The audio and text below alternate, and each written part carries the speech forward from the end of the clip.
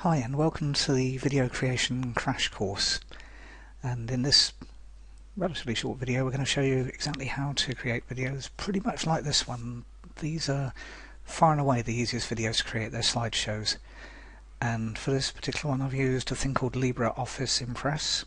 It's a free equivalent of PowerPoint, so if you've got PowerPoint on your PC, use that. If you've got OpenOffice or LibreOffice, use that. I used to use Word and scroll down, but I found actually once I spent about 5 minutes learning this, it's just easier. You put the title up there, that bit there, then once you've done it, save, create, copy and paste, and that puts it up as a tablet for the next slide, and just amend. And create your slides and make them open like this one. Don't crowd them. Make them open, airy, lots of white space. 3 or 4 sentences a slide is absolutely fine, and once you gain confidence, instead of doing like I'm doing, which is pretty much reading the PowerPoint, just make a slide with a bullet point and talk about it for about a minute. But certainly when you're starting out, and even later than that, do much like I'm doing on this video. Just type out what you're going to say, then read it. And it took me maybe, I didn't time it actually, about 20-30 minutes to type out these slides. And then it's going to take about 5 or 10 minutes to read. So that's kind of how it works. And as you've noticed, I'm kind of ad-libbing, I'm not just reading what's on screen. So as you get more confident, do that, but short term, don't make it sound like a robot, and don't use a robot, they really sound poor. Much better to have your voice come through, because your personality will come through in your voice. And the trick, like everything else, is do more of it. You'll improve as you go. Your first few you'll look back on and think, did I really make that?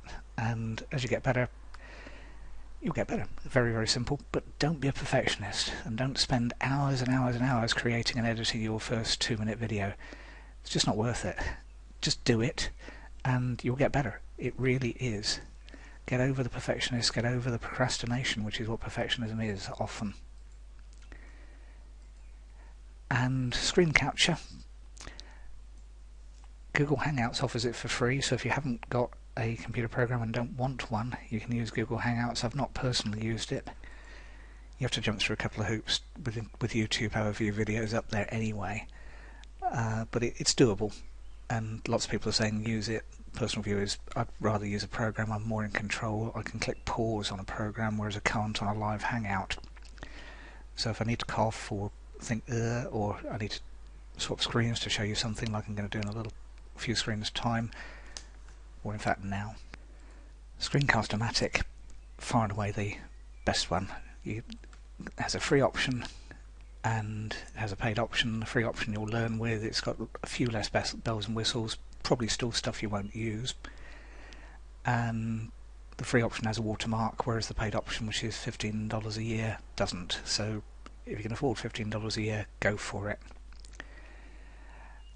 No need for something like Camtasia, although I'm using Camtasia for this, but when you're starting out, it just has even more features that you won't use than Screencast-o-matic, and that's got plenty of features that you won't use.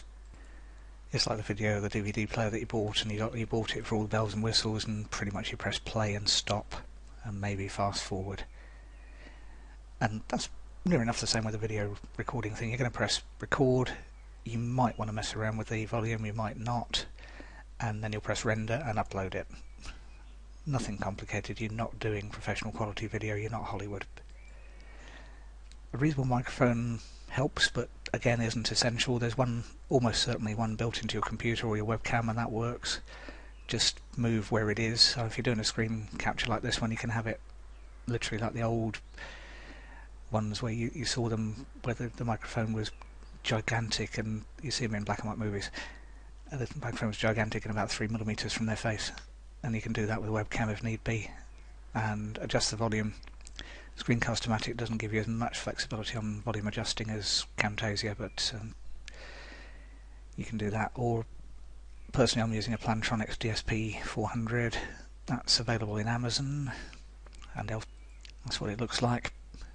Quite bulky, and get the mic taken out of me as though I'm in a call centre.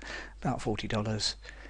And the beauty of it is that the microphone is noise cancelling, so it compensates for noise externally and stuff like that, so it's good. USB plug and play, very, very simple. But don't hang around waiting for it to arrive and use that as an excuse for not starting. Start with something. You'll have something that you can use a microphone almost certainly. Then when the video's finished, let your software render it. That seems to take almost as long, depends on your computer's speed, but it seems to take anywhere between half as long to render as it did to record. But you can do other stuff while that's happening. If you use Google Hangouts, that'll process it, and again that doesn't take very long. If you want to name the file with your final title, a lot of people say that's SEO. I don't think it is, because I've never found it. I've never found the file name anywhere on YouTube, and my guess is that for uniqueness they won't do that. But what it does mean is that YouTube will use the file name as the title, and what I've found is that you can use spaces in that, and it will just put spaces in the thing, or I think you can use underscores, but either way, there's that. If you don't remember to name your file that way. The other thing is, obviously, naming your file with the final title means you can look back and think, okay, that's that one, rather than 1, 2, 3, 4, 5, 6 or whatever. But if you don't remember to do it, just change the title before you publish the video. Doesn't matter either way, it'll work. If YouTube gives you the choice, and that will depend on your settings on your channel and how long you've been a YouTube, pick the best looking thumbnail, and if you've got enough privileges in YouTube, upload an image if you want to. When I remember to do that, what I'll do is put the title, so on this one it'll just be Video Creation Crash Course, and I'd make it the whole screen and use that as a custom thumbnail. It stands out really, really well in the search results, and that's both on YouTube and Google.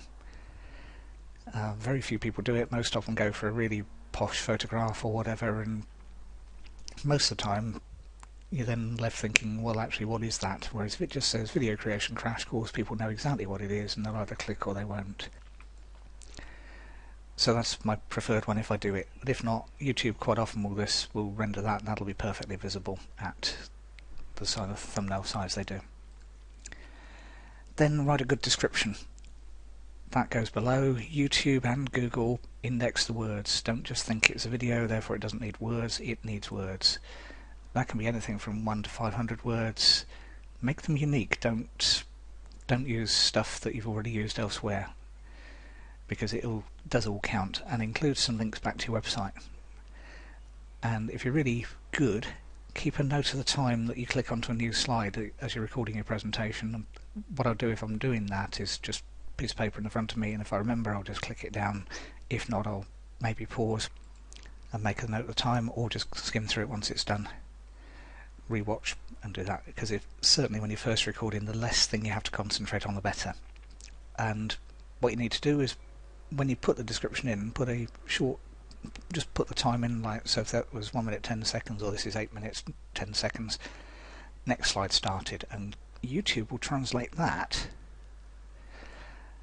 to a clickable link. That's all you need to do. It'll just it'll take that to a clickable link to that particular time slot in your video. Really, really simple. And that means it's an extra clickable link, which is really neat, and it's a non-spammy way to get extra links in back to your video, because they'll all get converted back to a link from YouTube pointing to YouTube, and YouTube thinks it has authority because it does. Put in keywords in the keyword tag. Don't go overboard. 3, 4, 5, whatever seems relevant is fine. What I'll tend to do is 2 or 3, and then typically my name as well, because why not? If necessary, change the category. And I've yet to meet anyone who actually searches YouTube by category, but YouTube seem to expect you to set it. And there is a defaults thing in YouTube that you can put that says, right, these are the defaults, I want it, and it's always going to be in how-to or whatever it happens to be, whatever you choose. I've not really... Some people again claim there is some SEO benefit in it. I've not met it, but your choice. And if you've linked to your YouTube channel with a website, and you can only link one website with one YouTube channel, once your video is finished and published, go back, edit it, and there's an annotations link. Click that, add an annotation, and on the annotation screen is a thing you put a link in. There is a drop down box, but they realise most people won't do it, so just literally paste your link in, it'll think, oh, external site, and it'll select it for you, so you don't have to worry about that. And type in a call to action. What I'll tend to do is, for more information, click here, ... or something like that. You can adjust the font size to an extent, and definitely adjust the position on the screen, and most of the time I'll adjust the background colour. Typically I'll just put it down the bottom of the screen here, and I'll adjust the font size and the annotation size as big as possible. It just stays on for the whole video. That's the other reason for not having your slides too full. You can do that. The only thing with annotations, you have to remember to put in a start and end time. It'll start playing the video automatically because it seems to think that you want the annotations to be real time. So what I'll typically do with that is set the start time to 0 and put the end time something like 10, and it will adjust. It'll say no, your video is not long enough to have 10 minutes of it, or put the 3 minutes 27.5 seconds or whatever it happens to be in there. So that's definitely worth doing. Otherwise you think, I'll put that annotation on, but it doesn't show because it just flashes up like a subliminal message. If you want, you can add captions. Personally, I used to do it when I thought, when I cared. No, that's the wrong word. I used to do it and I thought it might make a difference. I'd much rather spend the time typing out a new slideshow like this one than I would going back through and putting in an annotation. And I could probably copy and paste it from here, and YouTube would then match it up. It does quite a good job at matching. It does a much better job of matching than it does with creating the auto caption file, which it gets some of the words right and some of them quite spectacularly wrong. Some people say that the captions help SEO. I'm personally not sure, and as I said, I don't personally spend the time doing it very often. So again, don't use that as an excuse for perfectionism and procrastination. Much better to do another video than it is to spend that amount of time just doing the captions and hoping that they'll make a difference. Don't buy views to your video. YouTube are cracking down on it, so just don't do it. It's tempting, but it's frustrating if you. There's lots of stories of people getting their videos banned from it. But do definitely mention it on Twitter. There's a link on YouTube that you can tweet about it, Facebook it. If it's linked to, if you're doing something that's relevant with LinkedIn, click on that. You can even embed it in LinkedIn. You can obviously embed it in your Facebook channel and embed it in your site. Both YouTube and Google will notice that you've done all this, and if you do an article on Easy Articles, link to it from that. Basically it's standard SEO. You want more links to it. Simple as that. And that's it. And standard shampoo instructions: rinse and repeat. Your first one will probably take you what seems like forever. It'll probably take you, might even take you an hour to do a 5-minute video.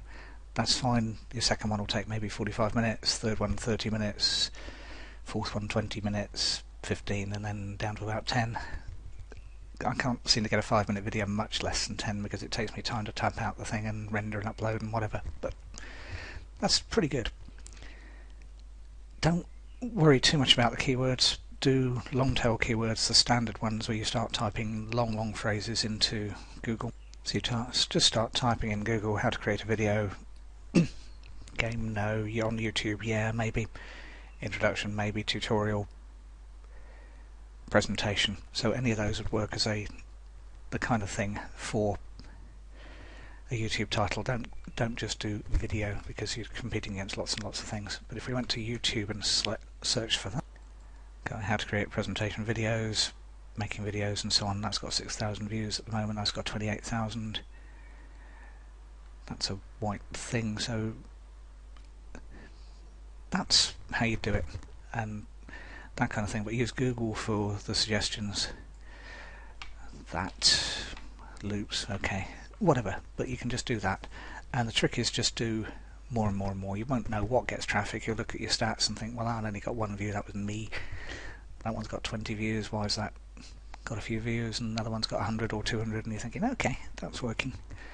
But the trick again is just keep doing it, and set yourself a target of at least one a day, ideally more. As I said, your first one will probably take you a lot longer than you ever thought it would to create the 2, 3, 4, 5 minute video, whatever it happens to be. But once you get used to it, it gets easier and easier and easier, and the traffic builds up. and then you'll get people subscribing to your channel, and then you'll get more views once you publish new videos, and it kind of snowballs. But it only snowballs if you actually do it. Okay, thanks for watching. Hope you've enjoyed that. Any questions, drop me an email. Thank you very much.